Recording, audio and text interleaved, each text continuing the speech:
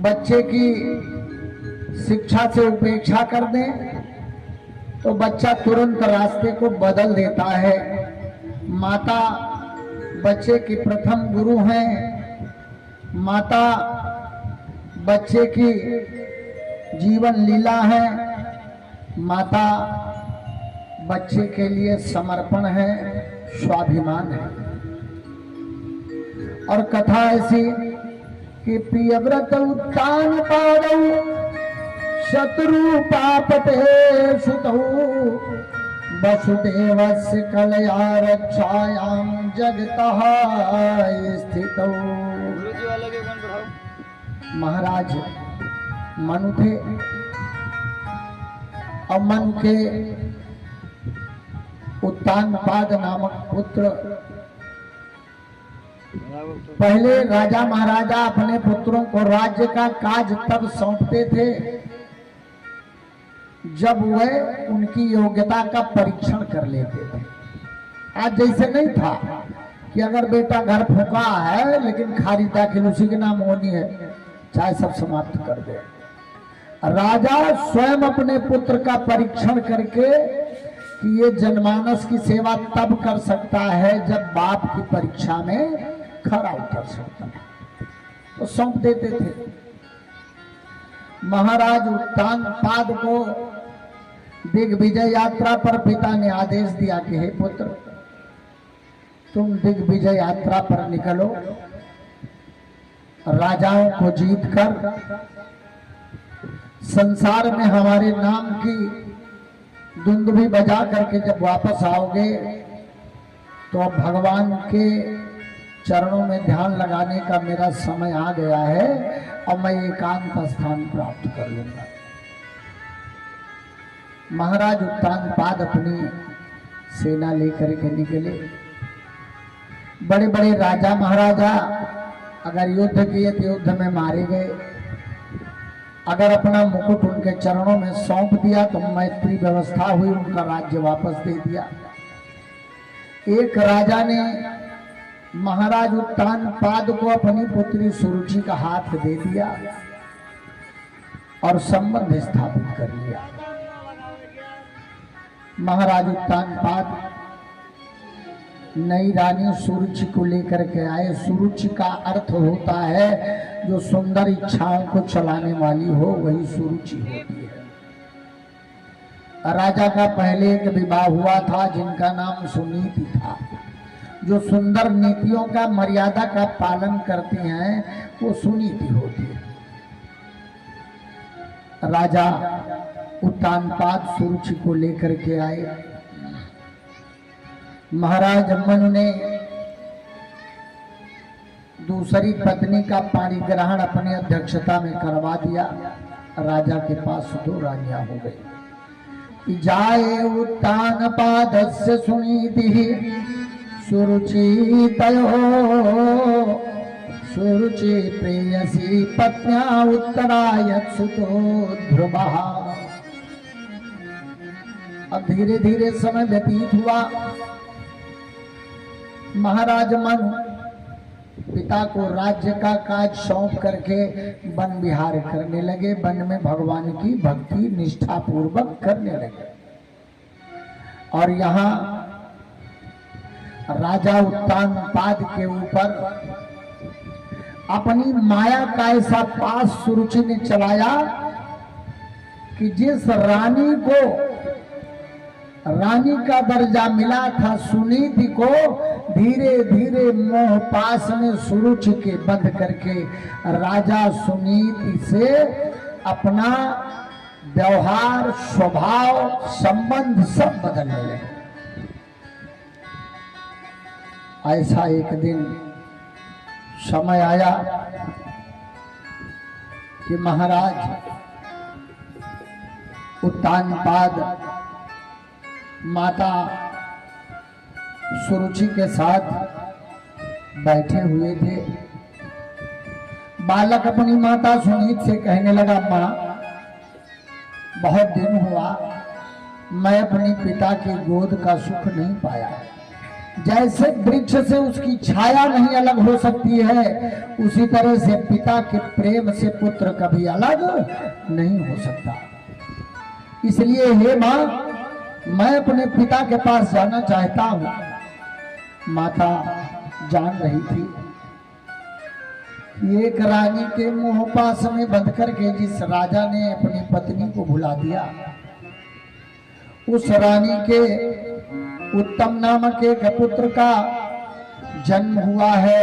उस पुत्र के मुंह पास में बंद करके, हे बेटा तुम्हें भी भूल गए होंगे, इसलिए तुम अपने पिता के पास मत जाओ। बालक ध्रुव, ध्रुव माने निश्चय होता है। बालक तो था लेकिन उसके अंदर निश्चय रहता था, और उसने निश्चय करके अपने पिता के पास जाने की ठान लिया, निश्चित कर लिया। माता के लाख समझाने पर भी बालक नहीं माना, जाने लगा।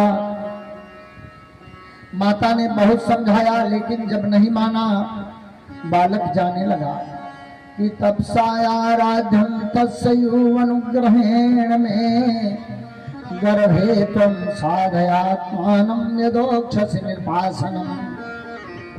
बालक जब गया तो प्रहरी ने उसको मना किया कि तुम अपने पिता के पास अभी मत जाओ, क्योंकि राजा का यह आदेश है, राजा की है आज्ञा है कि जब तक मैं सुरुचि और अपने पुत्र उत्तम के साथ रहूं, मुझसे कोई भी मिलने ना आए।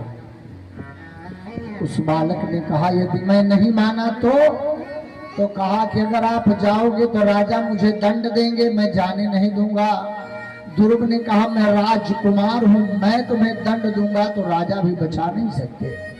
4-5 वर्ष का बालक जिद पे आ गया और उन सब प्रहरियों ने अनसुना करके दृष्टि अपनी अलग कर ली, और बालक राजा की तरफ जब गया, सिंहासन की तरफ, पिता महाराज को प्रणाम करके उनके चरणों में प्रणाम करके गोद की तरफ बढ़ना चाहा, तब तक सुरुचि ने बालक का हाथ पकड़ा और ऐसे झिड़क दिया जैसे किसी वस्तु की आपके जीवन में आवश्यकता ना हो, क्रोध के मारे फेंक दो। उसी तरह से उस बालक को झिड़का कि अस कही बाह पकड़ी, अस कही बाह पकड़ी ध्रुव केरी, और मंदिर बाहर दीन खदेरी। बालक का हाथ पकड़ा और झिड़क करके बाहर कर दिया। बालक ने कहा माँ, कहा मैं तेरी माँ नहीं हूं, अगर तू इतना सत्कर्म किया होता तो मेरी गोद से, मेरी कोख से जन्म लेता, तब तू राजा की गोद का भाग्यशाली पुत्र बनता। तूने उस माँ की गोद से जन्म लिया, कोख से जन्म लिया, जो इतनी बड़ी अभागन है कि राजा उसको दासी का भी दर्जा देना नहीं चाहते। बालक इतना दुखी हुआ जैसे सांप को डंडे से मारो बीच से टूट जाए, तो केवल उसके अंदर फुंकार रहती है लेकिन वो आपके ऊपर चोट नहीं कर सकता। उसी तरह से बालक फुंकार भरता हुआ, क्रोध में आया हुआ, रोता हुआ निकलने लगा। सुरुचि माता ने कहा कि हे मूर्ख, तू जा नारायण की आराधना कर और उनसे प्रार्थना कर कि पुनः तू इस माता की कोख से जन्म ले, तब राजा की गोद का भागी बनेगा। यह सुनकर के बालक अपनी माँ के पास गया और रोने लगा। जब रोने लगा, माता ने समझ लिया कि वास्तव में हमारे पुत्र का स्वाभिमान नष्ट हो गया। लेकिन वो माँ देखिए कैसे गुरु का कार्य करती है। आज की माँ होती तो कहती है 1/2 के हिस्सेदार है, आधा आधा राजा का भाग डालो। लेकिन उस माँ ने कहा कि हे पुत्र, तू इस पिता की गोद को छोड़ दे, नारायण की गोद, परम पिता की गोद के लिए चिंता कर। बालक स्तब्ध हो गया। कहा माँ, उसी नारायण की गोद उस माता ने भी कहा था, और उसी नारायण की गोद के लिए आप भी कह रही हैं। भला ये नारायण कौन है, लेकिन माँ मुझे एक कष्ट है कि जिस समय माता ने मेरा हाथ झिड़क करके मंदिर महल से सिंहासन से पिता की गोद से धक्का मारा, मेरे पिता ने माम मंगलम तात्परेषु संस्थाम न भूमते यथा, कहा माँ कि माता ने जब गोद से दीनों मोहि उतार, तब ही क्यों न संभारो मोहि करत पिता अब हार। कहा माँ जिस समय माता ने मुझे अपनी गोद से धक्का मारा, पिता की गोद से धक्का मारा, तो पिता ने मेरा हाथ क्यों नहीं पकड़ा, मुझे यह दुख है। माँ ने कहा बेटा, पिता एक हस्ती है, शायद तुम उसे जीते जी पहचान नहीं पाते। और उस पिता के विषय में माता अपने पुत्र को बताने लगी कि पिता की शक्ति बर्दाश्त कर लेने पर जिंदगी में फिर तुम इतने काबिल बन जाओगे कि किसी की शक्ति बर्दाश्त नहीं करना पड़ेगा। हे पुत्र, पिता की बातों को गौर से सुन लो, फिर तुम्हें जीवन में दूसरों की बातों को सुनना नहीं पड़ेगा। और कहा कि हे पुत्र, पिता के सामने कभी ऊंचा मत बोलो, नहीं तो भगवान तुमको बहुत नीचे गिरा देगा। हे पुत्र, पिता का सम्मान करो, और जब पिता का सम्मान करोगे तो तुम्हारी संतानें भी तुम्हारा सम्मान करेंगी। पिता की इज्जत करो ताकि इसका फायदा उठा सको, पिता की आज्ञा मानो ताकि खुशहाल जीवन व्यतीत कर सको। और इस प्रकार पूरी तरह से माता अपने पुत्र को समझा रही है और कह रही कि पिता के सामने हमेशा नजरें झुका करके जियो, फिर संसार में तुम्हें कभी किसी के सामने झुकना नहीं पड़ेगा। पिता एक ऐसी किताब है जिस पर अनुभव लिखा जाता है, और उस अनुभव के साथ तुम्हें पिता के सारे ज्ञान और गुण प्राप्त होंगे। पिता के आंसू तुम्हारे सामने कभी ना गिरे, नहीं तो तुम दुनिया से गिर जाओगे। माँ का मुकाम बेशक ऊंचा है, पर पिता का भी कुछ कम नहीं। माता अगर स्वर्ग है तो पिता स्वर्ग का दरवाजा है। अगर दरवाजा नहीं खुलेगा तो स्वर्ग में तुम्हारा प्रवेश नहीं हो सकता है। इसलिए हे पुत्र, ऐसा पिता जो सर्दी गर्मी सब बर्दाश्त करते हुए अपने पुत्रों की रोजी रोटी के लिए दुख झेल करके भी परेशान रहता है। हे पुत्र, याद रखो, सूरज बड़ा गर्म होता है, लेकिन जिस समय वो अस्त हो जाता है चारों तरफ अंधकार छा जाता है। अगर हम आप गर्मी बर्दाश्त करते हैं तो प्रकाश मिलता है, उसी तरह अगर पिता की गर्मी बर्दाश्त किया है तो जीवन में प्रकाश ही प्रकाश होगा, और नहीं तो अंधेरा छा जाएगा। माता ने पुत्र को बहुत समझाया कि जपः च परमो गुह्यं श्रूयतां निरपात्मज शतरात्रं जपन पश्यति खेचरान। माता को खूब समझाया, माता ने पुत्र को खूब समझाया, लेकिन पुत्र को क्रोध की अग्नि ऐसा जला रही थी कि कुछ भी समझने में बड़ा क्रोध जब आ जाता है तो कहा गया कि क्रोध पाप का मूल है। और अगर क्रोध आ गया तो समझ लीजिए पाप छा गया। माता पुत्र को समझा रही, बार बार नारायण का स्तमन कर रही, नारायण का ज्ञान करा रही कि तमकी के उर्धरि रमा निवास। अपने हृदय में भगवान नारायण को धारण कर लिया और अपने साथियों से कहने लगे कि अब हम वन को जात हैं, अब हम वन को जात हैं, छाड़ सकल धन धाम। यो चाहो सो ले वो सब हमें नहीं कछु से काम जो भी इच्छा है सब ले ले, मुझे किसी भी चीज से कोई कार्य नहीं है। और कहा कि मैं करूंगा क्या, भगवान के लिए उसने अपना प्राण त्यागने के लिए निश्चय कर लिया कि जो न मिले मन भाव से, जो न मिले मन भाव से प्रण करता हूं जगवीर, जो न मिले मन भाव से प्रण करता हूं जगवीर, और जो न मिले प्रभु तो तज दे हूं यह शरीर। का अगर भगवान नहीं मिले तो मेरे प्राणों को ही त्याग दूंगा। प्राण त्यागने के लिए जब निश्चय किया तो भगवान हतप्रभ हो गए, स्तब्ध हो गए और बालक छोड़ करके निकल पड़ा। भागवत कथा में है कि सीधे निकल पड़ा, लेकिन विष्णु पुराण में है कि बालक अटवीम अटवीम परिभ्रमतः, जंगल से जंगल घूमते हुए जब निकला तो एक डाकुओं का झुंड मिला और नारायण किरण विष्णु किरण लगाए निकला था।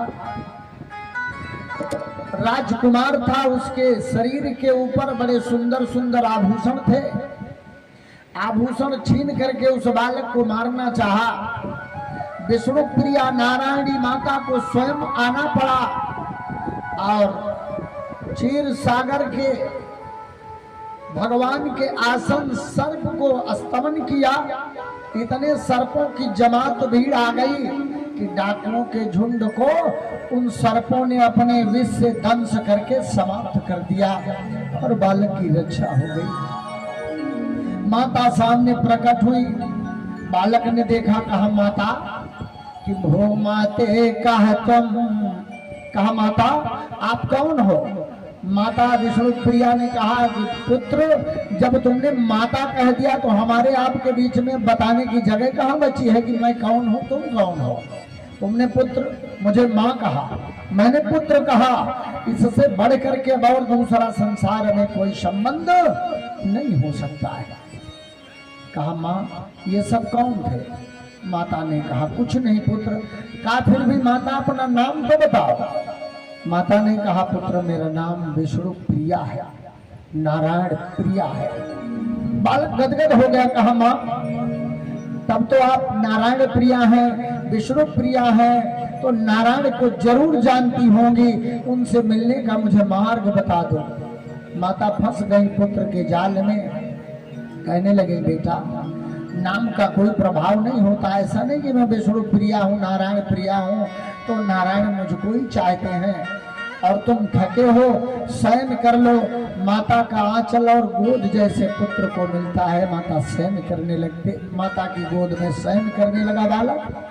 विष्णु प्रिया नारायण प्रिया ऐसी माता की गोद को पा करके पुत्र को निद्रा देवी ने आकर के उसकी थकान दूर करने के लिए स्वयं अपनी कृपा किया और मायापति की माया रूपी विष्णु प्रिया माँ पुत्र को माता का आनंद देने लगी। एक बार प्रेम से बोलो माता रूपी भगवान की जय हो। विष्णु प्रिया नाम सुना, बालक बड़ा गदगद हुआ।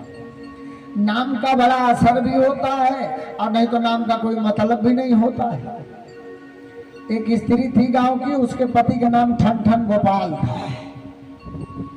तो